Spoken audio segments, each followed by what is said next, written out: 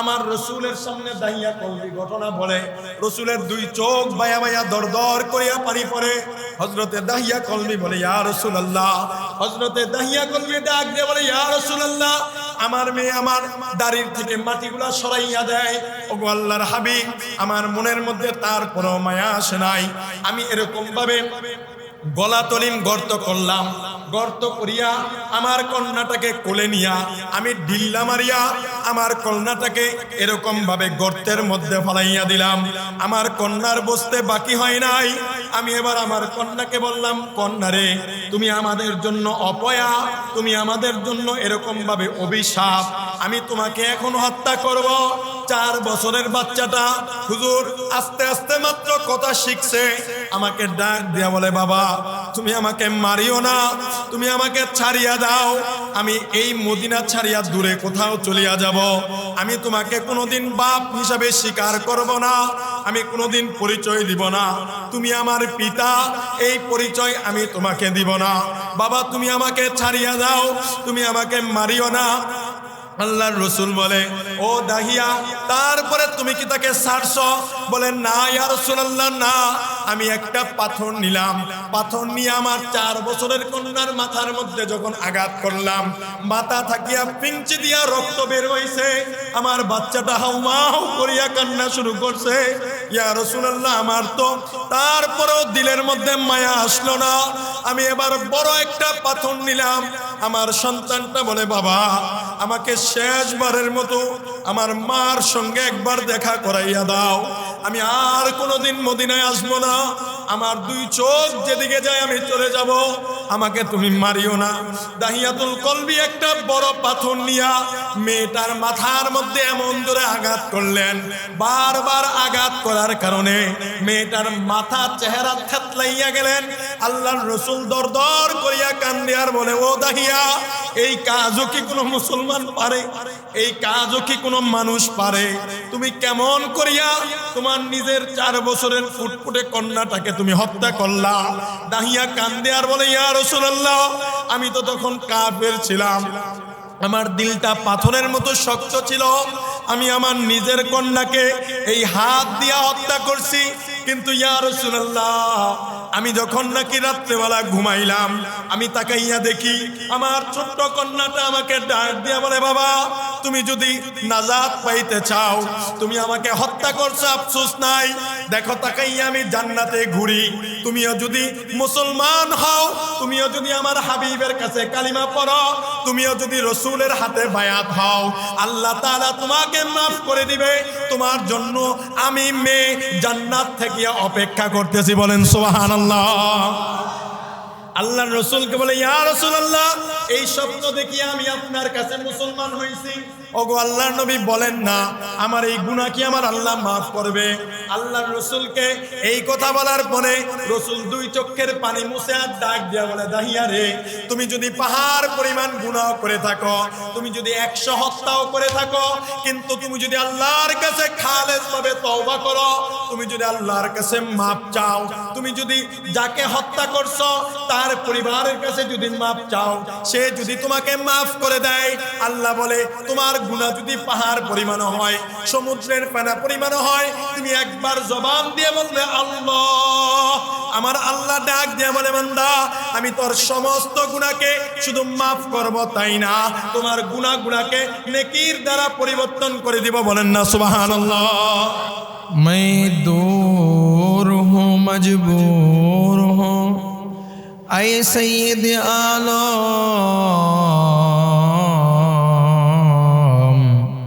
दीदार दिखा दे नहीं आवाज सुना दो, ला इलाहा इल्लल्लाह। সকলে জবান খুলে লা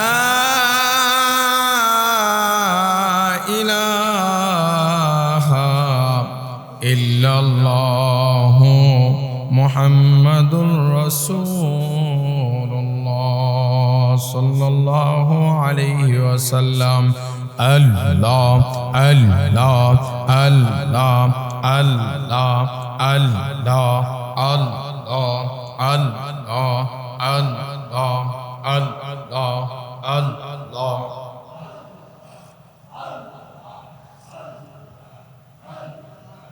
আল্লাহ আল্লাহ আল্লাহ আল্লাহ আল্লাহ আল্লাহ আল্লাহ আল্লাহ আল্লাহ আল্লাহ আল্লাহ আল্লাহ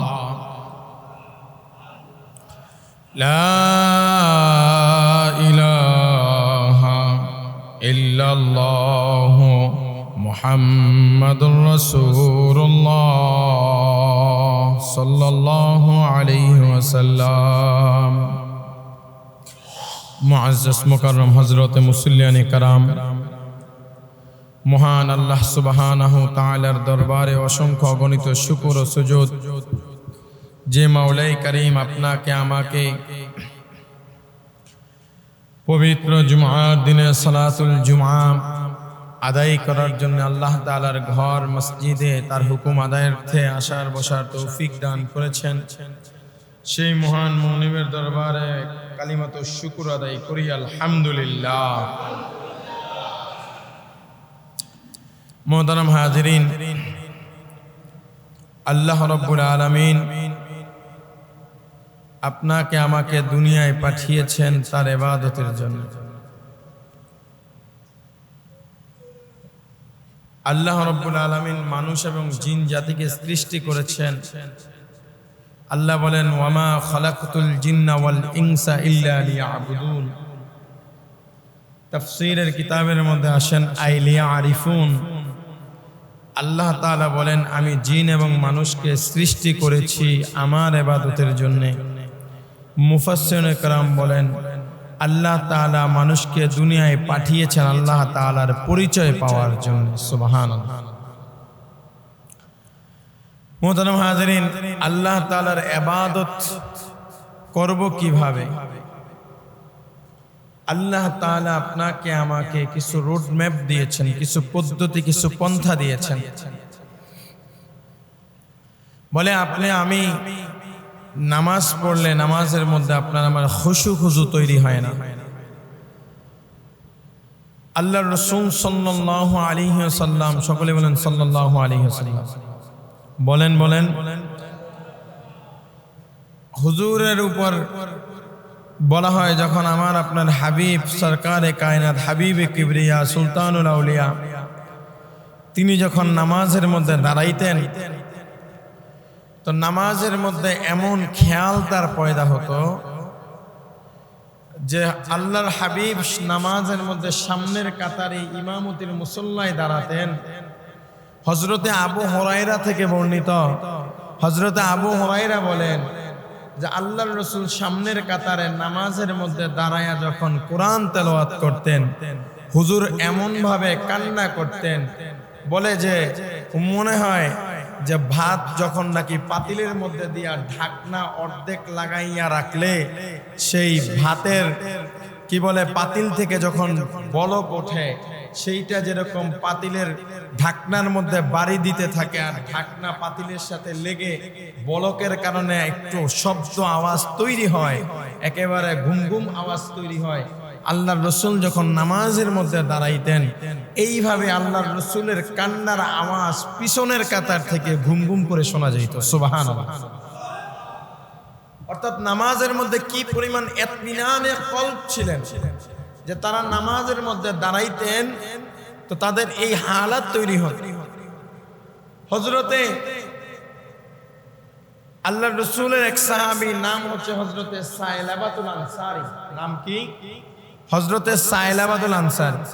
এই সাইলাবাতুল আনসারীর লম্বা ইতিহাস। তিনি একদিন ঘটনাক্রমে, এই যে দেখেন আমাদের সমাজে একদল লোক দেখবেন বলবে যে যারা নাকি এরকম ভাবে একটু জিকির জোরে করে, জিকিরের মধ্যে একটু আওয়াজ দিয়া ওঠে, কেউ বয়ানের মধ্যে একটু চিৎকার দেয়, লাফ দেয়, তো অনেকে দেখবেন বলে যে এই যে সরমনাইওয়ালারা, উজানিওয়ালারা জিকিরের মধ্যে লাফ দেয়, বয়ানে লাফ দেয়, চিৎকার দেয়, এগুলা তারা পাইছে কই? এগুলা তো কোরআন এবং হাদিসে কোথাও নাই। বলে কি বলে না? বলে। অথচ দেখেন নবীর সাহাবী সাইলাবাতুল আনসারীর ঘটনা, আল্লাহর রসুলের সাহাবী হযরতে সাইলাবাতুল আনসারী, এই ঘটনা কেউ যদি বুঝে তার মধ্যে আর এশকাল আসবে না যে কেন চরমনায় গেলে মানুষ লাভ দেয়, কেন উজানি গেলে মানুষ বয়ানের মধ্যে লাভ চিৎকার দেয়, এই এশকাল তার মধ্যে আসবে না। হযরতে সাইলাবাতুল আনসারী রাদিয়াল্লাহু তাআলা আনহু, তিনি আনসারী সাহাবী ছিলেন। তার ভাই তাকে হযরতে জুবাইর রাদিয়াল্লাহু তাআলা আনহু, সম্ভবত নামটা আমার, তার ভাইয়ের নামটা আমার খেয়াল নাই, তিনি মুহাজির ছিলেন। তিনি আল্লাহর রাসূলের সঙ্গে যুদ্ধের ময়দানে যাবেন। তো যাওয়ার সময় হযরতে সাইলাবাতুল আনসারী যেহেতু মুহাজির, যেহেতু তিনি আনসার সাহাবী, তাকে দায়িত্ব দিলেন কি যে ভাই আমি তো রাসূলের সাথে যুদ্ধে যাচ্ছি, তুমি আমার স্ত্রী আমার পরিবার পরিজনকে একটু দেখে শুনে রাখো, তাদের কি প্রয়োজন হাজতগুলো একটু পূরণ করো। বলছে ঠিক আছে ভাই আপনি যান। তিনি যুদ্ধের ময়দানে চলে গেলেন। চলে যাওয়ার পরে ঘটনাক্রমে হযরতে সাইলাবাতুল আনসারীর অন্তরের মধ্যে শয়তান কুমন্ত্রণা দিতে শুরু করলো। সাহাবীর অন্তরে শয়তান কুধারণা দিতে শুরু করলো, আরে তোমার ভাইয়ের বউ তো অতীব সুন্দর, তুমি এক কাজ করো, তুমি পর্দা উঠাও, উঠায়া তোমার ভাইয়ের স্ত্রীর হাতে ধরো, তাকে কুপ্রস্তাব দাও, হলে রাজি হতেও পারে। বলেন নাউজুবিল্লাহ। তো হযরতে সাইলাবাতুল আনসারী শয়তানের ওয়াসওয়াসায় পড়ে, ধোঁকায় পড়ে সঙ্গে সঙ্গে তিনি বাড়িতে গিয়া পর্দা উঠায়া তার ভাইয়ের বউর হাতের মধ্যে যখন ধরলেন, তাকে কুপ্রস্তাব দিলেন। তার ভাইয়ের বউ ডাক দিয়া বলতেছে, সাইলাবা তুমি তো আমাকে জাহান্নামের আসামির কয়েদির কথা মনে করিয়ে দিলা, তুমি তো তোমার ভাইয়ের স্ত্রীর ইজ্জত রক্ষা করতে পারলা না। ও সাহাবা, ও সাইলাবা, তুমি আল্লাহর নবীর সামনে কোন মুখে দাঁড়াইলা? সুবহানাল্লাহ। একটা মহিলার ঈমানের অবস্থা দেখে, বলে তুমি আল্লাহর রাসূলের সামনে কোন মুখে দাঁড়াবা? এই কথা বলার পরে হযরতে সাইলাবার হুঁশ ফিরে আসছে, আইরে আমি কি করলাম। তিনি দৌড়াইয়া জঙ্গলের দিকে চলে গেছেন। আল্লাহর রাসূল সহকারে সাহাবায়ে কেরাম যুদ্ধের ময়দান থেকে ফিরার পরে তার ভাই, সাইলাবার ভাই সবাইকে দেখে, কিন্তু সাইলাবাকে দেখে না। ঘরের মধ্যে আসছে, বিবিকে বলতেছে, বিবি আমার ভাই কোথায়? বলে আপনার ভাই তো এই কাজ করছে, আপনার ভাই সাইলাবা তো এই কাজ করছে, এই জন্য সে লজ্জায় জঙ্গলে চলে গেছে, সে তো বাড়িতে আসে না। এই কথা বলার পরে হযরতে সাইলাবা রাদিয়াল্লাহু তাআলা আনহুর ভাই, তিনি দৌড়াইয়া গেছেন জঙ্গলের দিকে। খোঁজ করতে করতে গিয়া দেখেন সাইলাবা জঙ্গলের মধ্যে সিজদায় পড়ে আল্লাহর কাছে কাঁদে। সুবহানাল্লাহ, আল্লাহর কাছে কাঁদতেছে। হযরতে সাইলাবা রাদিয়াল্লাহু তাআলা আনহু, তিনি তার ভাইয়ের স্ত্রীর ইজ্জত রক্ষা করতে না পারার কারণে লজ্জায় অনুতপ্ত হয়ে হযরতে সাইলাবা রাদিয়াল্লাহু তাআলা আনহু দৌড়ায়া চলে গেছেন জঙ্গলের মধ্যে। হযরতে সাইলাবার ভাই যুদ্ধের ময়দান থেকে যখন বাড়ি ফিরলেন, তিনি তার স্ত্রীকে জিজ্ঞেস করতেছেন, আমি সবাইকে দেখলাম, কই আমার ভাই সাইলাবাকে তো দেখলাম না, আমার ভাই কোথায়? তার স্ত্রী যখন বলল সে জঙ্গলে চলে যাওয়ার পরে সেখানে গিয়া সাইলাবাকে বললেন, ভাই সাইলাবা, তুমি তো জিনা করো নাই, তোমার অন্তরের মধ্যে জিনার একটু কুচিন্তা আসছে, তুমি তো জিনা করো নাই, তুমি শুধু পর্দা উঠাইছো, তুমি আল্লাহর কাছে তওবা করলে আল্লাহ তোমাকে ক্ষমা করে দিবে। ও ভাই সাইলাবা, আসো আসো, মদিনায় ফিরে আসো। হযরতে সাইলাবার ডাক দিয়ে বলতেছে, ভাই আমার, তুমি আমাকে তোমার স্ত্রী তোমার পরিবার দেখার জিম্মাদারি দিয়েছ, আমি সেই জিম্মাদারি আদায় করতে পারি নাই। হযরতে সাইলাবার ডাক দিয়ে বলতেছে, আমি তোমার সঙ্গে মদিনায় যাব না, আমি মদিনায় যাইতে পারি এক শর্তে, ভাগইন্না গোলাম, পলাইন্না একজন ব্যক্তি, গোলাম বা রাখাল, তার মুনিবের বাড়ি থেকে পলায় যাওয়ার পর তাকে ধরার পর যেইভাবে হাতে পায়ে বাঁধিয়া নিয়ে যায়, তুমি আমাকে সেইভাবে হাত পায়ে বাঁধিয়া তুমি আমাকে রাসূলের দরবারে নিয়ে যাও। হযরতে আবু বকর ওমর উসমানের দরবারে নিয়ে যাও, তারা যদি আমাকে ক্ষমা করে আমি তাইলে মদিনায় ফিরবো, নয়তো আমি মদিনায় থাকবো না। হযরতে সাইলাবার ভাই তার হাতে পায়ের মধ্যে রশি বাঁধিয়া তাকে টানতে টানতে হযরতে আবু বকরের কাছে নিয়ে গেলেন। হযরতে আবু বকরের কাছে নেওয়ার পরে হযরতে আবু বকরের কাছে যখন এই কথা বললেন, সাইলাবা বলতেছেন, ওগো আল্লাহর নবীর বন্ধু ও আবু হুরায়রা, আমি তো এরকম ভাবে গুনাহ করছি, আমি তো জিনার চিন্তা করছি, আমি আমার ভাইয়ের স্ত্রীর হাতের মধ্যে ধরছি, আমি এরকম কুচিন্তা করছি। হযরতে আবু হুরায়রা আবু বকর রাদিয়াল্লাহু তাআলা আনহুরা ডাক দিয়ে বলতেছেন, ও সাইলাবা, আমার দরবার থেকে চলে যাও, চলে যাও। এখানে মাফ পাওয়ার কোনো জায়গা নাই, এখানে ক্ষমার কোনো জায়গা নাই, তোমাকে এখানে কেউ ক্ষমা করবে না, তুমি তো জাহান্নামের আসামি, তুমি এখান থেকে ভাগিয়া যাও। হযরতে সাইলাবা কানতে কানতে চলে গেলেন হযরতে ওমরের কাছে। ওমরের কাছে এই কথা বলার পরে হযরতে ওমর বলতেছে, সাইলাবা রে, তুমি আমার এখান থেকে চলে যাও। তুমি যখন নাকি এই কথা এই ঘটনা আমার কাছে বলছো, আমার মন চাচ্ছে তোমার চুলগুলা টানিয়ে টানিয়ে আমি সিরিয়া ফেলিনি সালাবা। আমার রাগ মাথা ওঠার আগে তুমি এখান থেকে চলে যাও। হযরতে সাইলাবা ডাক দিয়া বলতেছে, আল্লাহর রাসূলের সাহাবী হযরতে ওমরকে ডাক দিয়া বলতেছে, ভাই ওমর, তুমিও আমাকে মাফ করবা না? বলে, না, আমিও মাফ করব না। চলে গেলেন হযরতে ওসমান আলীর কাছে, তারাও মাফ করলেন না। চলে গেলেন আল্লাহর রাসূলের কাছে। আল্লাহর হাবিব হযরতে সাইলাবাকে ডাক দিয়া বলে, সাইলাবা রে, তোমারে তো আমি বড় মোহাব্বত করতাম, তুমি কেমনে রে সাইলাবা এই কাজ করলা? তুমি এই কাজ করার পরে তোমার এখানে মাফের কোনো স্থান নাই, তুমি তাড়াতাড়ি আমার এখান থেকে চলে যাও, তুমি তো একটা জাহান্নামের আসামি।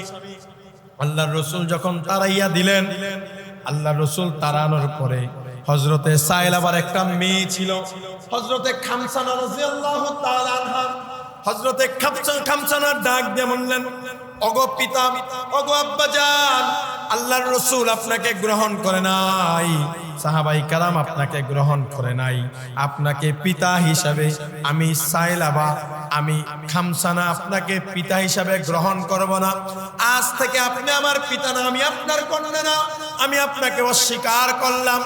এবার হযরতে সাইলাবা কান্না করতে করতে আবার পাহাড়ের দিকে চলে গেছেন। পাহাড়ের মধ্যে গিয়া দুই হাত উঠাইয়া আল্লাহর কাছে কাঁদে, ওগো আমার আল্লাহ, আল্লাহ হযরতে আবু বকর তারাইয়া দিছেন, হযরতে ওমর তারাইয়া দিছেন, হযরতে উসমান তারাইয়া দিছেন, হযরতে আলী কাররামাল্লাহ তারাইয়া দিছেন, তোমার বন্ধু সরকারে দুজাহান তারাইয়া দিছেন। আল্লাহ গো, তুমি যদি তারাইয়া দাও, আমি কার দরবারে যাব? আমার তো তোমার দরবার ছাড়া যাওয়ার কোনো জায়গা নাই। ও আল্লাহ,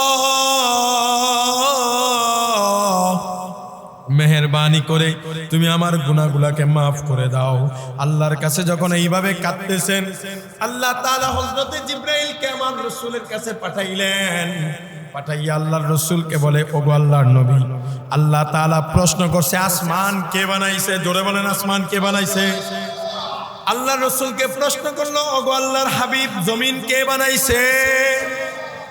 যখন এইভাবে একটা একটা প্রশ্ন করলো, আল্লাহর রাসূলের সাহাবী হযরতে সাইলাবা যখন এই প্রশ্ন করলেন, এই প্রশ্ন আল্লাহর রাসূলকে যখন নাকি হযরতে জিবরাইল করলেন, এই প্রশ্ন করার পরে আল্লাহর রাসূল সাল্লাল্লাহু আলাইহি ওয়াসাল্লাম বললেন, আসমান আল্লাহ বানাইছে, জমিন আল্লাহ বানাইছে, সমস্ত পৃথিবী আল্লাহ বানাইছে। এবার হযরতে জিবরাইল ডাক দিয়ে বলতেছে, ওগো আল্লাহর নবী, তাহলে শুনেন, যে আসমান আল্লাহ বানাইছে, যেই জমিন আল্লাহ বানাইছে, সেই আল্লাহ রব্বুল আলামিন এলান করে দিছে, সাইলাবা যেই গুনাহ করছে, এই গুনার জন্য সে এমন তওবা করছে, সাইলাবার তওবার উপরে খুশি হইয়া স্বয়ং আমার আল্লাহ আসমান থাকিয়া খবর পাঠাইছেন। আমার আল্লাহ আয়াত নাযিল করে দিবেন, কুল ইয়া ইবাদিয়াল্লাযীনা আসরাফু আলা আনফুসিহিম লা তাকনাতু মির রাহমাতিল্লাহ। বলেন আল্লাহু আকবার। আরো জোরে বলেন না আল্লাহু আকবার।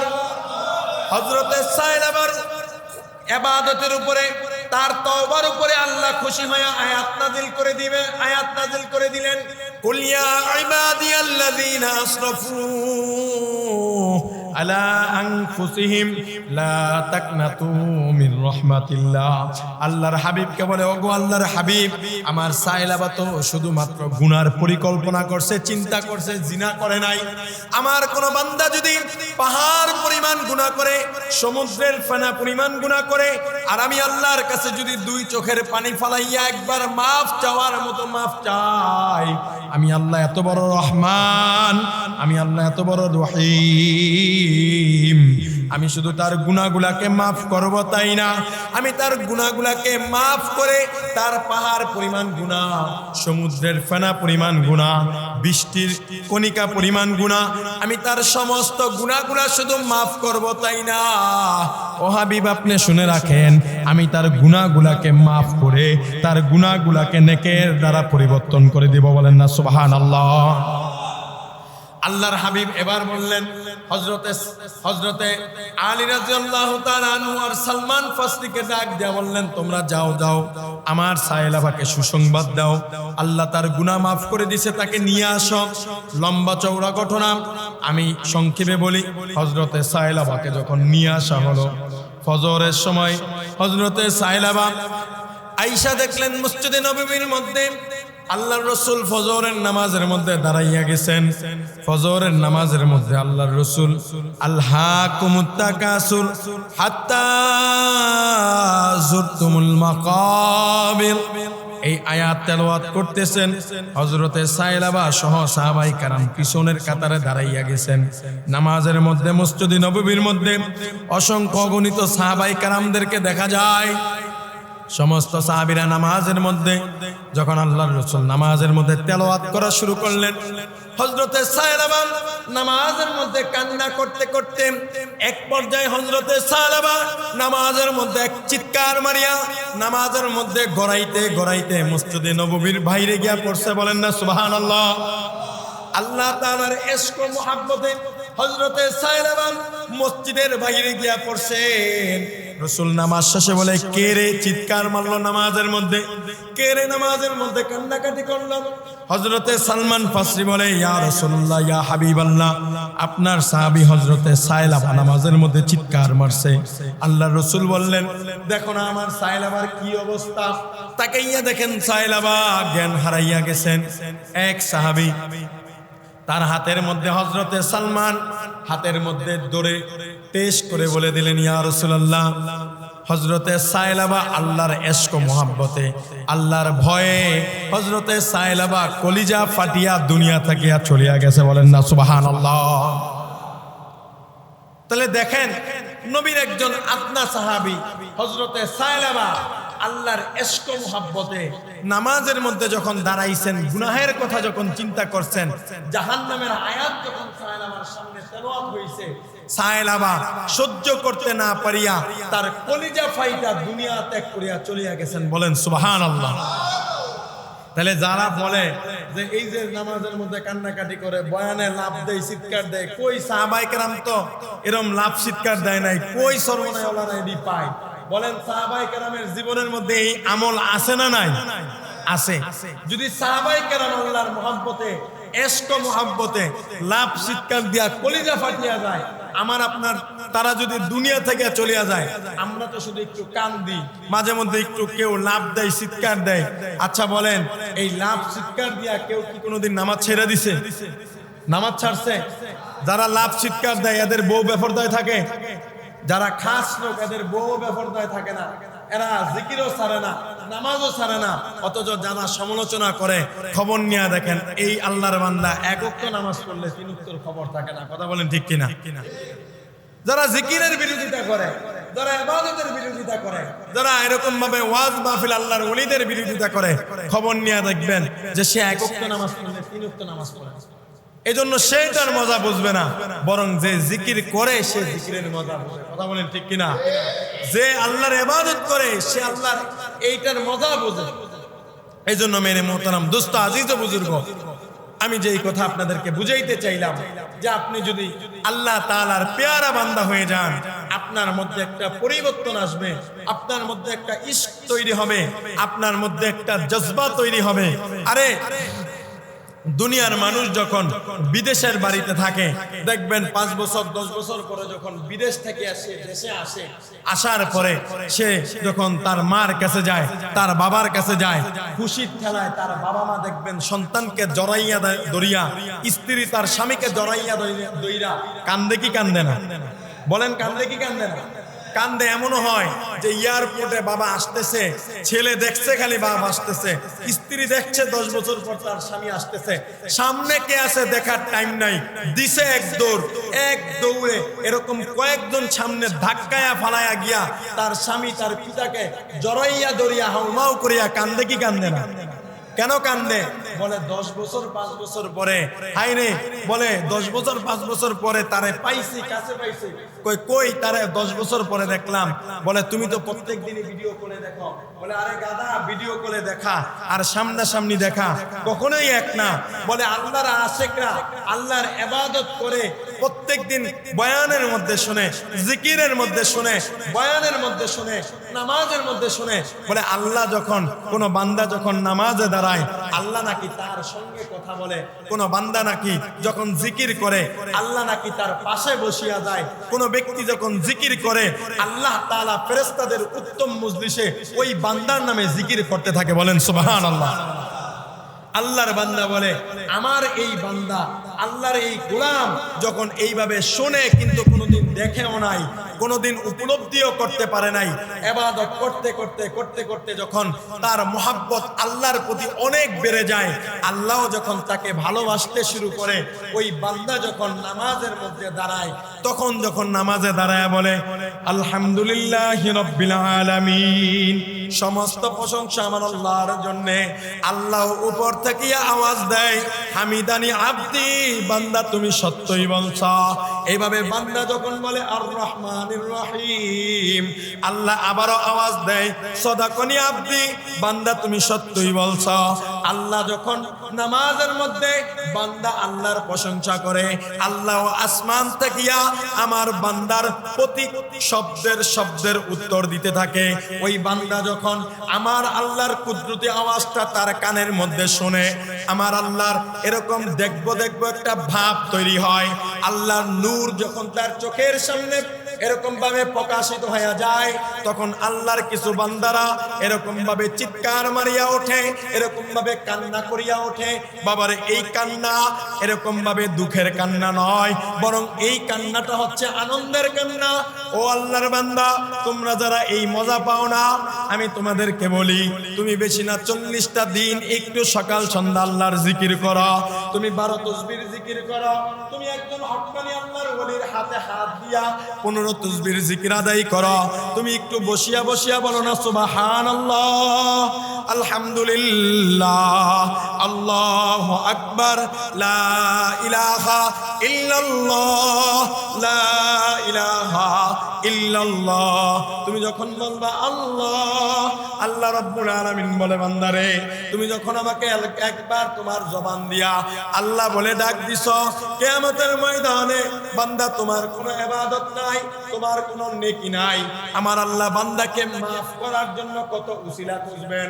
আল্লাহ বলে বান্দা তোমার কোনো ইবাদত নাই, তোমার কোনো এরকম ভাবে নেক নাই, জীবনে খালি গুনাহ আর গুনাহ, গুনাহ আর গুনাহ। মৃত্যুর আগে তুমি শুধু তওবা করছো, কিন্তু আমলনামায় গুনাহ আছে। আল্লাহ বলে তুমি তওবা করছো, আরেকদিন তুমি জিকিরের মজলিসে বসিয়া আমি আল্লাহকে আল্লাহ বলে ডাক দিছো, আমি আল্লাহর জিকির করছো, আমার রাসূলের উপরে দুরূদ পড়ছো, আল্লাহ কিয়ামতের ময়দানে ডাক দেয়া বলে বান্দারে তোমার জীবনে কোনো ইবাদত নাই, তুমি শুধু জীবনে একবার আমি আল্লাহর কাছে তওবা করছো, আমি আল্লাহর নামে একটু বসিয়া বসিয়া জিকির করছো, ও বান্দা আমি আল্লাহ তোমার সমস্ত গুনাহগুলোকে maaf করিয়া তোমার নামটাকে জান্নাতের খাতার মধ্যে উঠাইয়া দিলাম। বলেন না সুবহানাল্লাহ। আল্লাহ তাআলা তার বান্দাদেরকে গুনাহ মাফের জন্য শুধু এরকম ভাবে উসিলা খুঁজতে থাকবেন।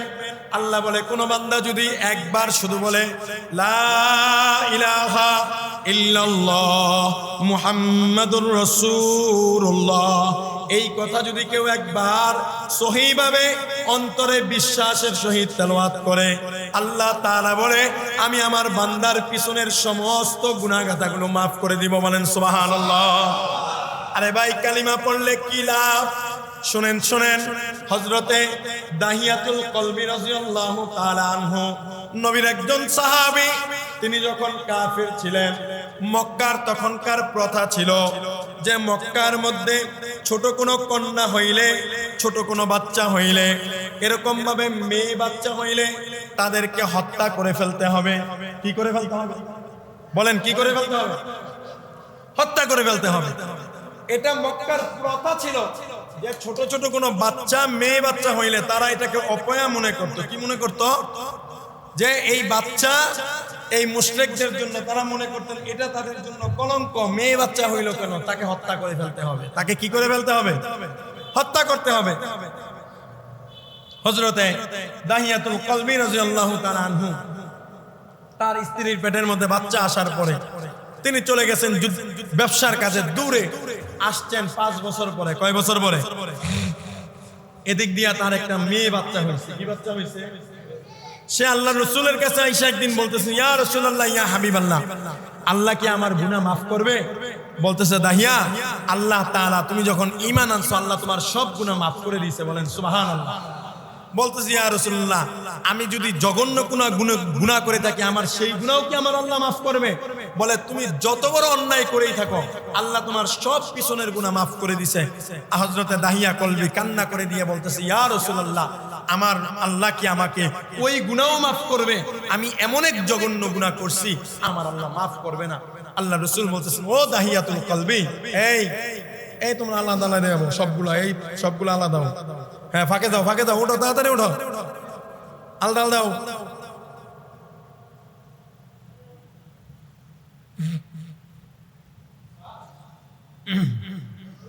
শুনেন, আচ্ছা আমার দিয়ে খেয়াল দেন। আরে বাচ্চাদের কাজ দুষ্টুমি একটু করবেই। শুনেন, হযরতে দাহিয়াতুল কলবি রাসূলের কাছে তৃতীয়বার বলতেছে, ইয়া রাসূলুল্লাহ, আমি এত জঘন্য গুনাহ করছি, আমি এই গুনাহও কি মাফ করবে? আল্লাহ রসুল ডাক দিয়া বলতেছে, ও দাহিয়া, কি এমন গুনাহ করছ যে এই গুনার জন্য তুমি এত বারবার আমাকে জিজ্ঞেস করতেছ?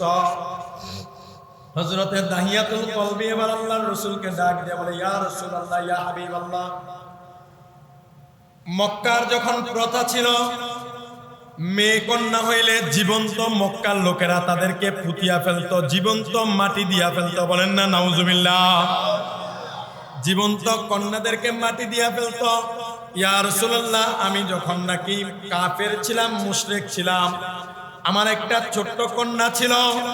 আমার ওই কন্যাটা আমি ব্যবসায়িক কাজে যাওয়ার পরে আমার স্ত্রীর পেটের মধ্যে বাচ্চা আসলো, আমি তো জানি না। আমি তো ব্যবসায়িক কাজে দূরে চলে গেছি। 5 বছর পরে আসার পরে আমার বিবিটার দরজা খুলিয়া দিছে। সাথে দেখলাম ছোট্ট একটা মিষ্টি 4 বছরের মেয়ে দেখা যায়। আমি ডাক দিয়া বললাম আমার স্ত্রীকে, ও আমার স্ত্রী, এই ছোট্ট বাচ্চাটা কার? আমার স্ত্রী মুস্কি হাসি দিয়া বলল, দাহিয়াতুল কলবি, স্বামী আমার, আপনি তো ব্যবসায়িক কাজে দূর দেশে গেছেন, আমার পেটের মধ্যে যখন বাচ্চা আসলো আপনি তো চলে গেছেন, আমাদের একটা কন্যা ফুটফুটে সন্তান হয়েছে, আমি এই বাচ্চাটাকে লালন পালন করছি। দাহিয়াতুল কলবি ডাক দিয়ে বললেন, তুমি এটা কি করছো? তুমি কি জানো না যার ঘরে কন্যা সন্তান হয় এটা একটা অপয়া, এটা একটা এরকম ভাবে আমাদের জন্য কলঙ্ক। আরে এই কথা যদি মক্কার নেতারা জানে আমাকে তো একেবারে মক্কা থাকিয়া তাড়াইয়া দিবে। তার স্ত্রী ডাক দিয়ে বলতেছে, স্বামী আমার, আমি লুকাইয়া লুকাইয়া তাকে লালন পালন করছি, কেউ জানে না। বলতেছে, আমি যদি চাই তাহলে তাকে লুকাইয়া লুকাইয়া তাকে লালন পালন করব। দেখেন না তাকাইয়া কি সুন্দর চেহারা, কি মিষ্টি চেহারা, আমি তাকে কেমন করিয়া হত্যা করব, এজন্য আমি তাকে হত্যা করি নাই। এই কথা বলার পরে হযরতে দাহিয়াতুল কলবি এবার ডাক দেয়া বলতেছে, স্ত্রী আমার, ঠিক আছে আসো, আমরা তাকে লালন পালন করব, তাকে আমরা কাউকে দেখাবো না। এই কথা বলিয়া দাহিয়াতুল কলবি তাকে একদিন বলতেছে, আমার মেয়েটাকে একটু সাজাইয়া দাও, আমি তাকে বাহিরে একটু ঘুরতে নিব, নানুর বাড়িতে নিব, তাকে সাজাইয়া দাও। সাজাইয়া দেওয়ার পরে দাহিয়াতুল কলবির স্ত্রী বাচ্চাটাকে সাজাইয়া তার স্বামীর সঙ্গে দিলেন। দেওয়ার পরে স্বামী আমার এই পিচ্ছি 4 বছরের মেয়েটা মাত্র টুকটাক কথা শিখছে, তাকে নিয়া নানুর বাড়ির রাস্তা বাদ দিয়া জঙ্গলের রাস্তা দিয়ে হাঁটা শুরু করলেন। ছোট্ট বাচ্চাটা ডাক দিয়ে বলে, আব্বা এটা তো আমার নানুর বাড়ির রাস্তা না, এটা তো জঙ্গলের রাস্তা। ও বাবা, তুমি আমাকে জঙ্গল দিয়া কোথায় নিয়ে যাও?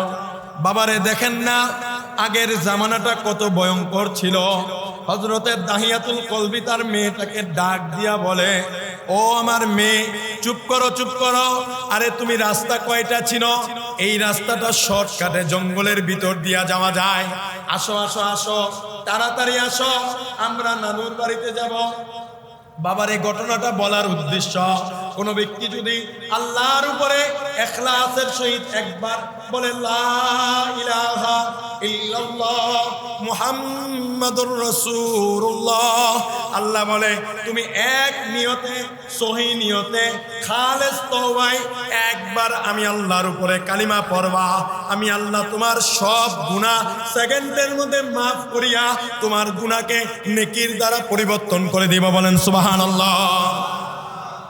হযরতে দাহিয়াতুল কলবি এবার ডাক দিয়া মেয়েটাকে নিয়া জঙ্গলের পথে হাঁটা দিছে। হাঁটতে হাঁটতে হাঁটতে হাঁটতে জঙ্গলের পথ দিয়া জঙ্গলের ভিতরে গিয়া এবার আগে থেকেই তিনি সেখানে দাও কোদাল রেখে দিছেন, সেই কোদাল নিয়া মাটি খোঁড়া শুরু করছেন। মেয়েটা ডাক দিয়া বলে, বাবা আমরা যাব নানুর বাড়িতে, তুমি মাটি খোঁড়ো কেন?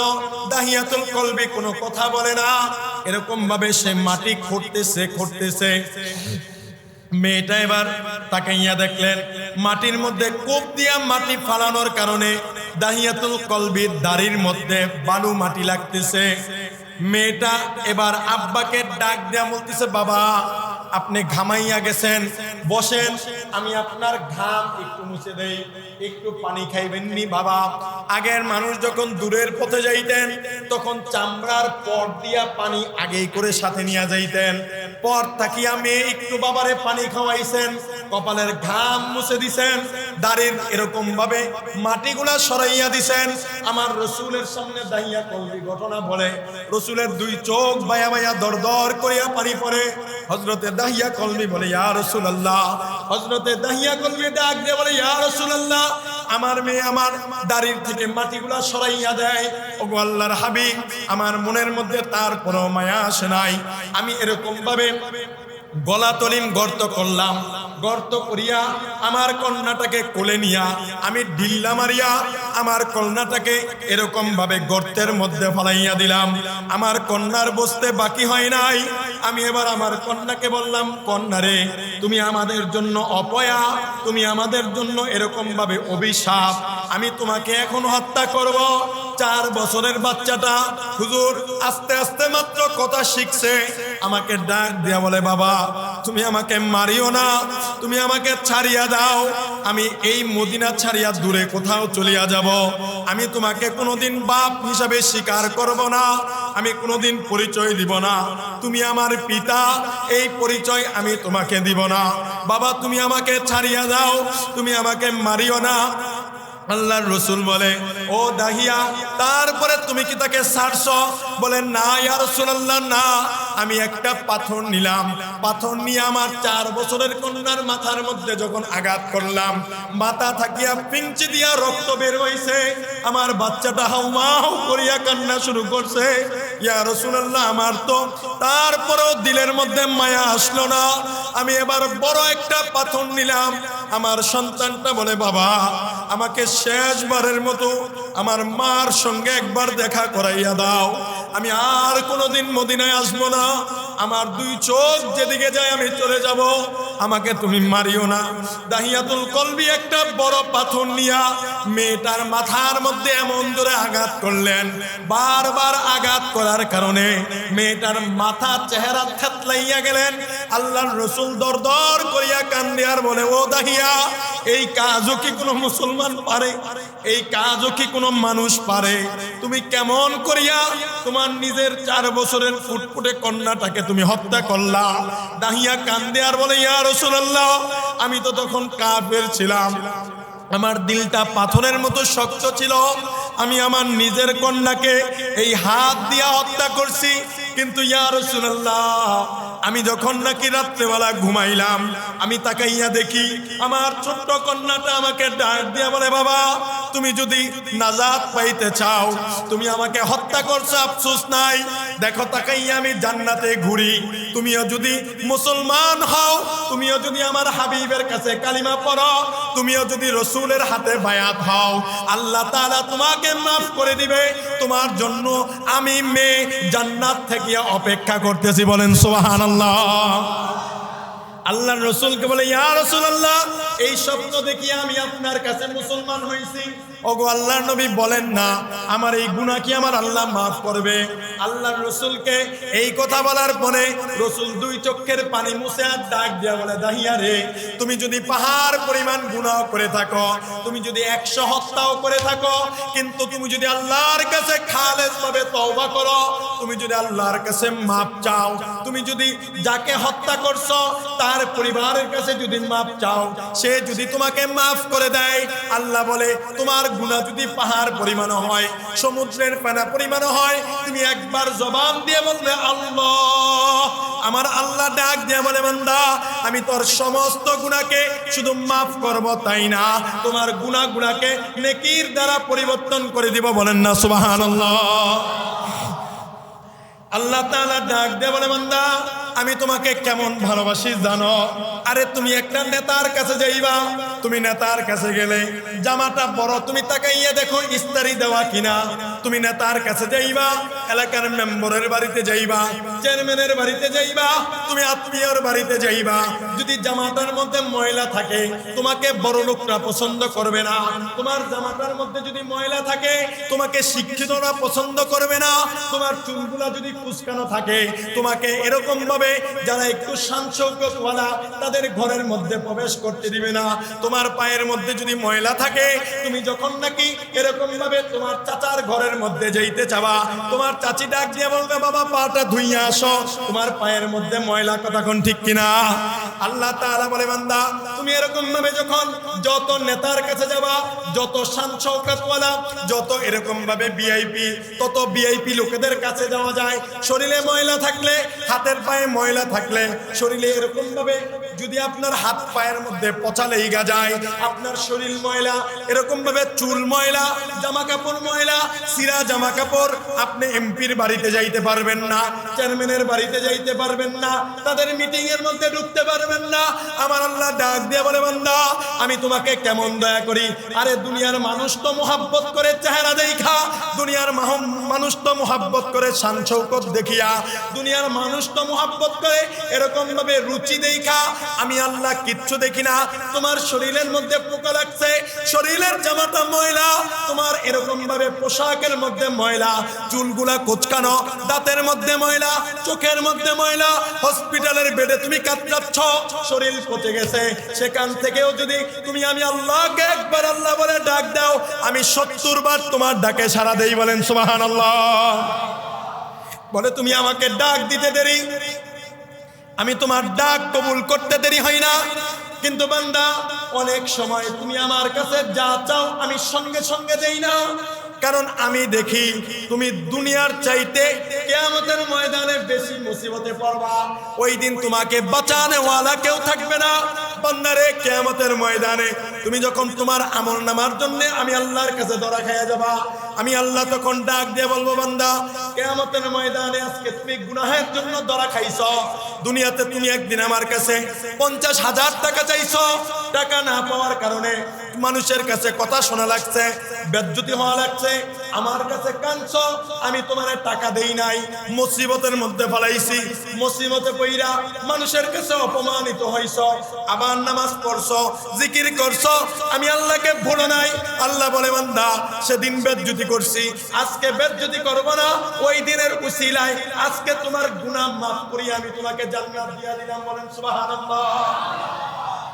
তাইলে মেরে মোহতারাম দোস্ত আজিজ ও বুজুর্গ, আল্লাহ তাআলার প্রত্যেকটা পরিকল্পনা আপনার আমার জন্য কল্যাণ। কেউ কল্যাণ বলেন, কল্যাণ। প্রত্যেকটা পরিকল্পনা আপনার আমার জন্য কল্যাণ। এজন্য সুখে থাকি, দুঃখে থাকি, কষ্টে থাকি, খেয়ে থাকি, না খেয়ে থাকি, ডাকবো কাকে? জোরে বলেন, কাকে ডাকবো? আল্লাহকে।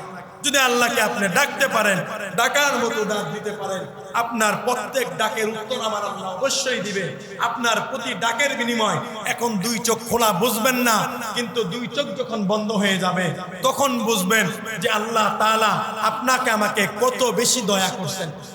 বলে কোন ব্যক্তি যদি একবার সুবহানাল্লাহ বলে, আসমান এবং মাঝখানের, এই আসমান এবং জমিনের মাঝখানের যে ফাঁকা জায়গা আছে, আল্লাহ সব তার জন্য নেক দিয়ে ভরপুর করে দেয়। বলেন সুবহানাল্লাহ। আল্লাহ তাআলা তার জন্য জান্নাতে একটা গাছ লাগাই দেন। অনেকে দেখবেন এই কথা বললে, যারা নাস্তিক আছে, ইসলাম বিশ্বাস করে না, তারা বলে আরে হুজুররা কত কাল্পনিক কথা কয়, এটি হই না। হ্যাঁ, কয় কি বলে যে নগদ যা পাও হাত পেতে নাও, বাকির খাতা শূন্য থাক। বলেন নাউজুবিল্লাহ। অর্থাৎ নগদ দুনিয়ার চাকচিক্য যা পাইছে এগুলো অর্জন করে নাও। আরে হুজুররা যা কয় এটা হয় না, না হয়। আচ্ছা বলেন, এমন হয় কি হয় না? ঘরের মধ্যে আপনি শুয়ে আছেন, আপনার বিবি আপনার পাশে বসে পান খায়, চা খায়, আপনি ঘরে ঘুমানো, আপনি দেখতেছেন বালিগাঁও বাজারে গেছেন, এরকম ভাবে এটিএম বুথ থেকে টাকা উঠাইছেন, বাজার করছেন, লগে 50,000 টাকা আছে, রাস্তায় ধরছে ডাকাইতে, ডাকাইতের সর্দার আপনারা কয় এই লগে কি আছে সব বার কর। এবার আপনি বলেন কিছু নাই, তারা আপনার ছুরি দিয়া পান মারছে, রক্ত গদগদ করে বের হচ্ছে, টাকা নিয়ে গেছে, সব নিয়ে গেছে, রক্ত বের হচ্ছে, আপনি বলতেছেন বাঁচাও বাঁচাও, চিল্লান দিতেছেন। আপনার স্ত্রী আপনার পাশে বসে কি জানি খায়, পান খায়, পান খায়। আপনি কই? ঘরে। আপনি দেখেন আপনি বাজারে, রক্ত বের হচ্ছে, আপনি লাভ দিয়া উঠছেন, দেখে কপালে ঘাম জমা গেছে। স্ত্রী বলে কি হয়েছে? বলে এমন এমন খারাপ একটা স্বপ্ন দেখলাম, এই দেখলাম। আচ্ছা বলেন, স্বপ্ন যে দেখছি, স্বপ্নের মধ্যে এটা কি নকল মনে হয়েছে না বাস্তব মনে হয়েছে?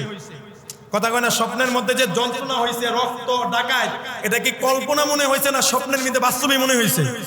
স্বপ্নের মধ্যে মনে হয়েছে সত্যি আমার পাপ দিছে।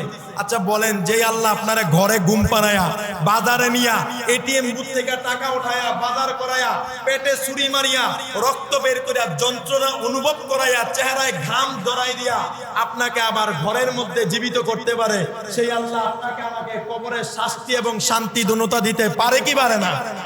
এই বিশ্বাস করার নামই হচ্ছে ঈমান। আল্লাহ তাআলা আমাদের সবাইকে আল্লাহর উপরে পরিপূর্ণ ঈমান রাখিয়া, কবরের ভয় অন্তরে পয়দা করিয়া, কবরের ভয়ে, আল্লাহর ভয়ে ইবাদত করার তৌফিক দান করুক। সকলে বলি আমিন।